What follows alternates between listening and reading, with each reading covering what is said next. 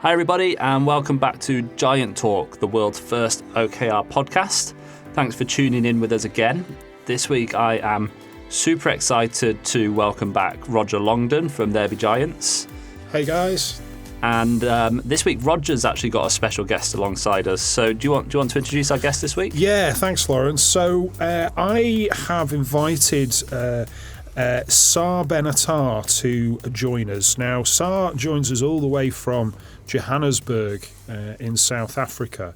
The reason why I've invited Saar along is he and I have had a relationship for over a year now, and Saar runs a business which he'll tell you about in a few minutes. And he was looking for some support in getting OKRs into his team and potentially actually helping them to be the team to use them with their own clients. So that's where the engagement started. But over that period, we've talked a lot about the ways that we work and the different experiences we have. And Saar has a very interesting insight into design thinking. And I was quite keen to see how that could play into OKRs and how that could be used within OKR practice. So Saar, I'm really pleased to have you with us today. Would you like to start off by just kind of elaborating a little bit further on yourself and what the business does? Fantastic. Thank you, Roger. Appreciate that. So as an introduction, as Roger said, we've known each other for well over a year now. And I guess having a common passion for setting objectives for organizations. I guess as a background to our organization, to Ascend Growth Partners, essentially we are an advisory and business consulting organization operating primarily in emerging markets. South and Southern Africa has kind of been our home market and where we've grown from, and operating increasingly in international markets with a particular passion for and focus on growth, helping organizations clarify and understand how they would like to grow into what, and in a very practical way, then setting the objectives and the strategies that will help get them there. Fantastic. That sounds really interesting, and it's an awesome little market that you guys have. So today we're going to be talking about the integration of visual thinking into OKRs, which I'm sure myself and Roger will agree is not our specialty by any means. So it's really interesting to have you on board for this one, Saar, and I'm really looking forward to it. Can you just kick us off by letting us know, I suppose, what you mean by visual thinking? 100%. So I guess the terms design thinking and visual thinking get used sometimes interchangeably. And design thinking probably being the older brother that has received the most attention. Right. And I guess in the broader sense, design thinking for me and the way we apply it is really around problem solving from a customer's perspective, or providing customer insights into a problem that an organization is trying to solve. Visual thinking is an element of that. It's a subset of that. And it looks particularly as to how we make the problem and then the possible avenues, approaches, and ultimately solutions to the problem visual. And the reason as to why visual is so important, because it's such a dominant sensory element. And as a result of it, what we find is that when people begin to use or experiment with visual thinking, it really provides a flat platform for a different kind of conversation. The degree of alignment that happens, the degree of understanding that emerges out of it is quite different. And in the context of trying to solve problems, and particularly customer problems, that becomes useful. Okay, so I wonder if you could just sort of take it one step backwards for us, really, and what do you mean by making something visual? What does that involve? So I guess the art of making things visual is not new. It's I guess it's been with us since time immemorial, but it's really gotten popularized a number of years back when a business model generation was published, and the business model canvas became a ubiquitous tool. I guess it's been used and abused over these years quite a bit. But the essence behind it is essentially to provide a canvas and an opportunity for understanding to take place in a way that people can confirm, reconfirm, and challenge their own understanding of the problem. The business model canvas, just as one example, and probably the most popular example, has really enabled people to think in organizations in a visual way about what their business model truly is, and ask some fairly challenging questions about it. As a result of it, the first thing that has happened, or at least that we've observed, is the understanding or the realization that we may not be on the same page of what the business model is. And I guess this is what visual tools often do, is they provide a platform for people to challenge, to confirm their understanding, and very often to surprise themselves as to the degree to which the problem is unsolved or perhaps not even well understood. Sure. So it sounds like it's a superb facilitator for discussion within a leadership team then, for example. Very much so. I guess that the one area that we have learned as we became good practitioners of visual thinking and have brought it very much into the strategy and objective setting sphere has been to the degree to which it is easily abused or used for the wrong purposes or used without sufficient thought in it. And Can you hence, elaborate? its own, while visual thinking tools, and there are many of them, and many are freely available over the internet, are interesting, some curious, some visually appealing. On the surface, at least, that's what it seems. When we start to use them as part of a more coherent process, that's really when they become powerful and when the use is more focused and often yields much better results. Okay, that sounds really interesting. So obviously at Giant Talk, we're all about OKRs. So how does this visual thinking model relate to the OKR methodology? So think for a moment about what OKRs, in particularly the objective part, is trying to achieve more than anything else.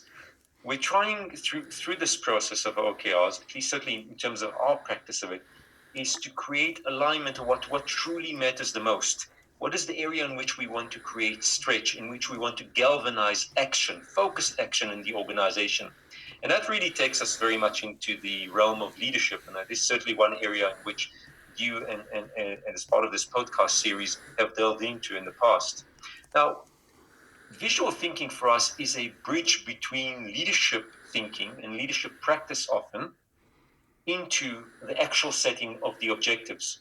As we often find, what happens is that there's often not a common understanding or clarity of what we are trying to achieve or the reason or the why behind an objective has been set.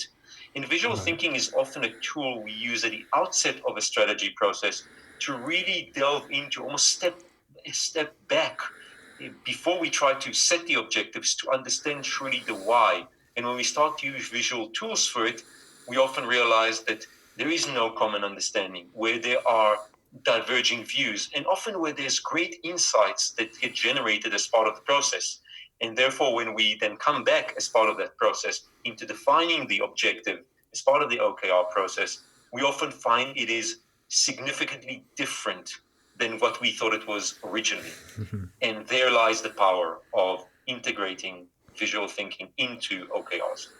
That's really interesting. Roger, I can see the cogs clicking into place in your brain there. Yeah, what that just triggered for me was it actually took me back to my old coaching days, and when you used to work on goal setting with the client, they'd often come with an initial goal that they wanted to work on, but then a couple of sessions further down the line, they'd actually realised that they'd either articulated that goal incorrectly, or it was something completely different.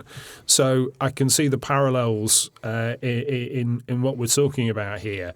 And yeah, I think the point that you're making, Saar, about the power of visually representing, if you like, a strategy or a plan, and which allows people to make the interconnections and see the relationships is a really, really powerful one. And I'm just wondering if someone wanted to have a go at this, how would you recommend that they went about it?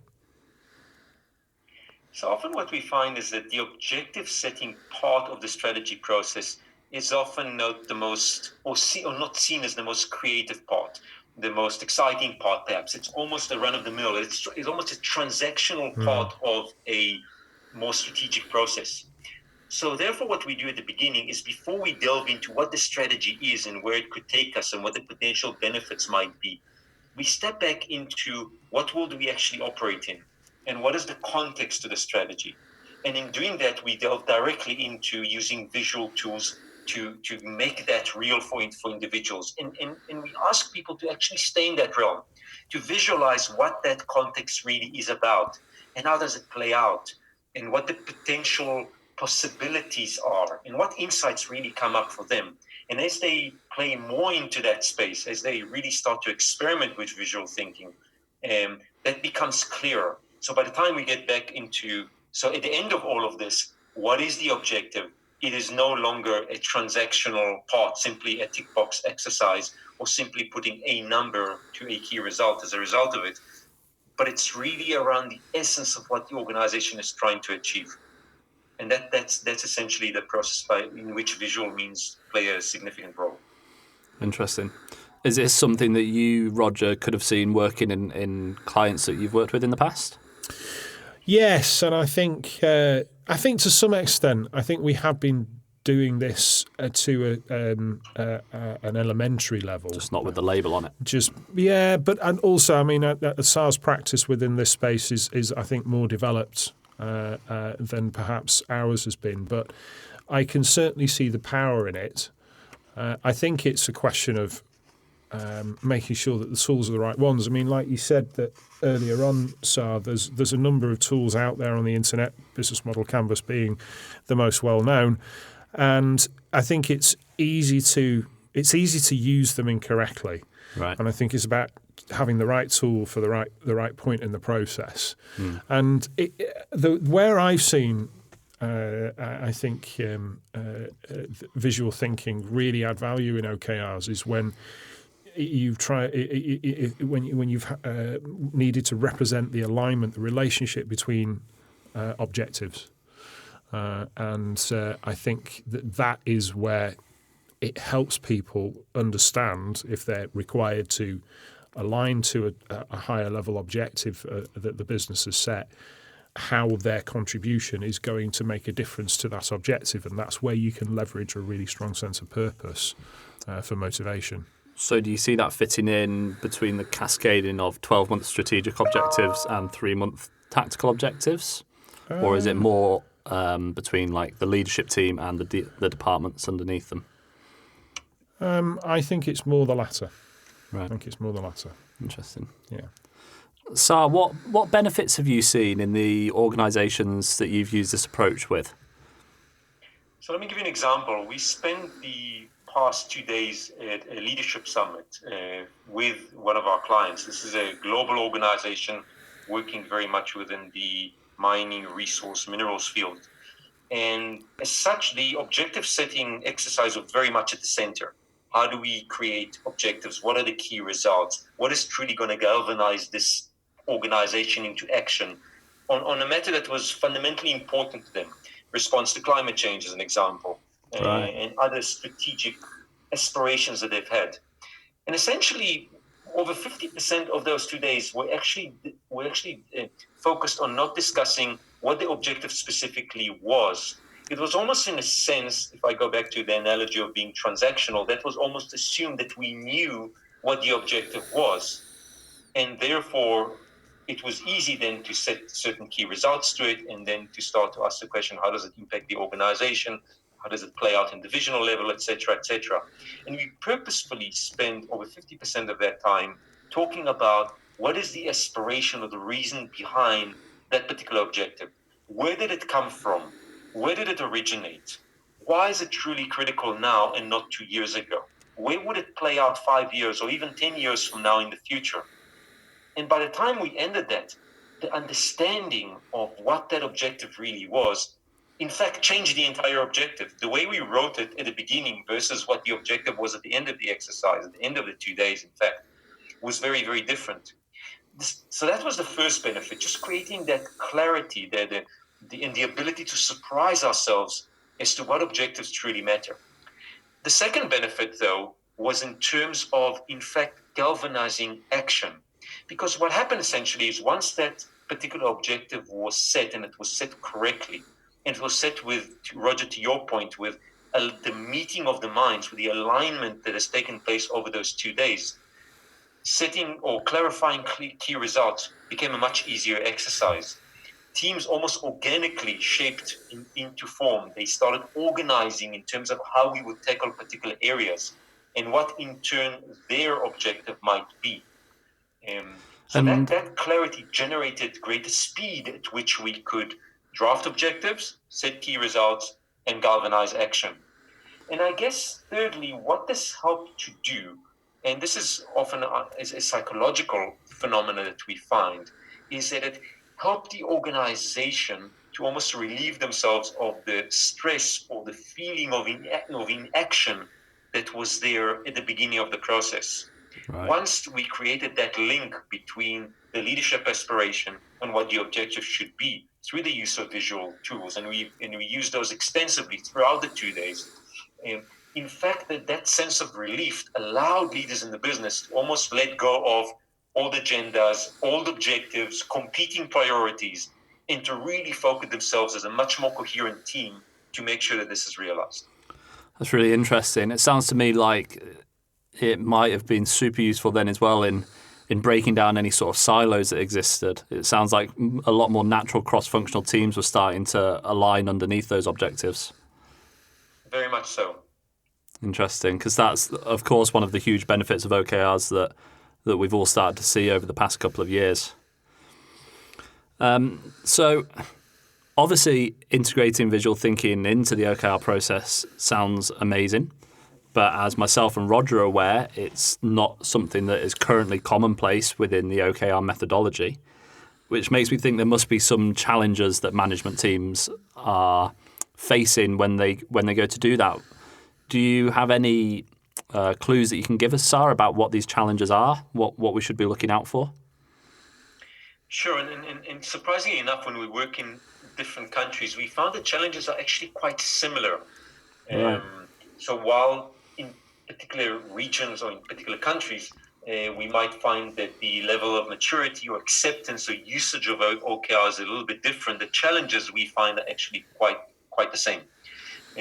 So the first one we found is very much one of where the leadership team does not have a common or a close enough mindset to look at the issue for which objectives and key results are useful. And their leadership work is essentially required to be able to have the conversation, to be able to see things through a similar lens. So when we start visualizing, when we start putting it into concrete terms, if we use language, when we start to use metaphors, for an example, we actually talk about the same thing. Right. So often that gap in terms of leadership thinking, in terms of leadership mindset more specifically, is a very common one. And it's one that if we find that if it's not being addressed, makes the entire implementation of OKRs very difficult, challenging, and a dragged out process. Okay. So these. Sorry, go ahead. So these sound like situations where you would advise caution into integrating visual thinking with OKRs, and you'd perhaps steer clear of it.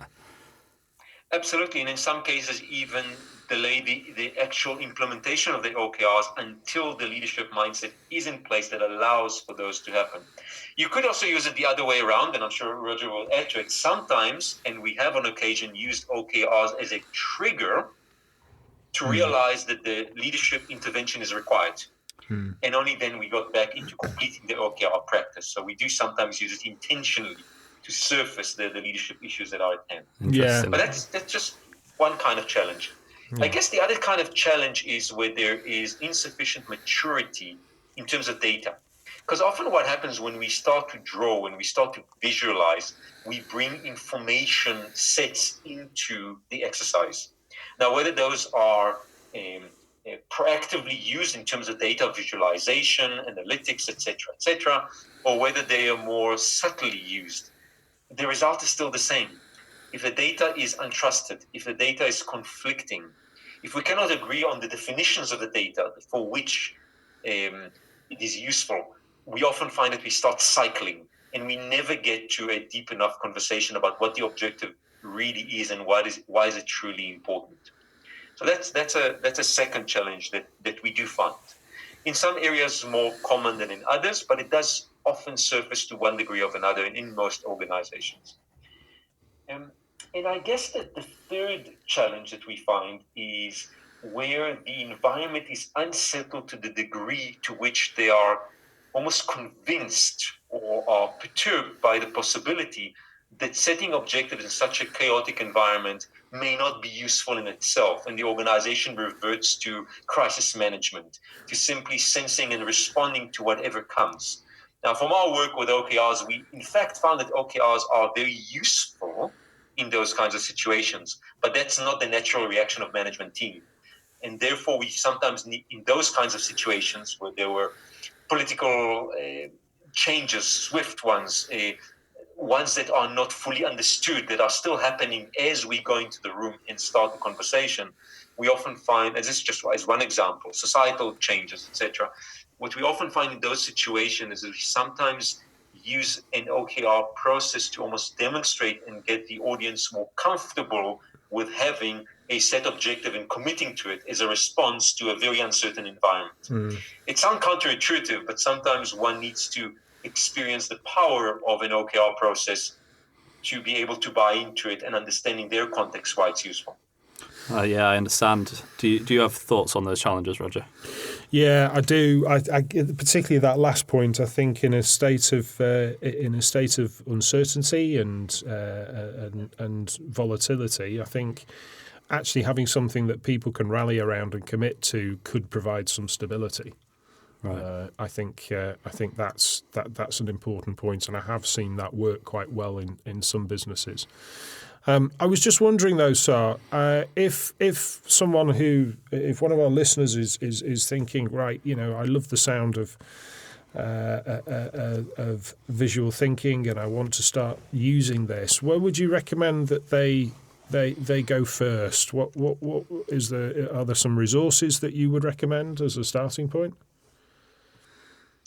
So there are a number of resources that are available over the internet, both in terms of literature, some good books that were written on the topic. There's certainly some that we can recommend that we have used more particularly. One in particular that comes to mind for me, particularly when we look at using OKRs not for internal changes in the organization, but striving for external outcomes. Reaching into a new market, developing new value propositions, new products and services, etc., etc. The Art of Opportunity is a good example of that. A book that was written a number of years ago by 3 different authors. And what we found in that is not just a very deliberate and thoughtful use of visual thinking, but also its application to something that's relevant to many organizations. And that is, how do we play in white spaces? How do we play in areas that are, in markets or in segments that are ill-defined? How do we solve for messy problems for which there isn't a textbook answer, but has potentially a commercial and even more than that, a societal benefit? So that could be one. What I would refrain from, or what I would ask people who are interested is to refrain from simply delving into the tool. The tool is simply a tool, and there are many of them, both in the strategy sphere. Companies like Strategizer, for example, regularly come up with more and more updated versions of various visual tools, as well as in the innovation space. There are a number of firms that are known to provide on a regular basis new, improved, more relevant tools. However, my experience has been is that one should refrain from jumping into using of the tool, because the tool in itself is deceptively simple. Seems deceptively safe, but it's actually the conversation, the facilitated process that takes place, the challenging that takes place around the strategic thinking of the organization and making that visible, that it's far more important. And the tool is simply an aid, and if used incorrectly, will very often cover up the real ruptures in strategic thinking within the organization, the real disagreements, and we'll discover those far later in the process once we are trying to implement OKRs and we're not getting to the results we wanted to get to, or not with the same speed that we expect. Does that make sense? That makes complete sense to me. Yeah, it does to me too. And I think that is a fantastic place to wrap it up, to be honest, Saar, because that's left us all with a little bit of homework that we can go away and do, really. And that's what we like to give our listeners, a nice big challenge. So thank you so much, Saar, for being on with us today. Roger, thank you for being my co-host today, really.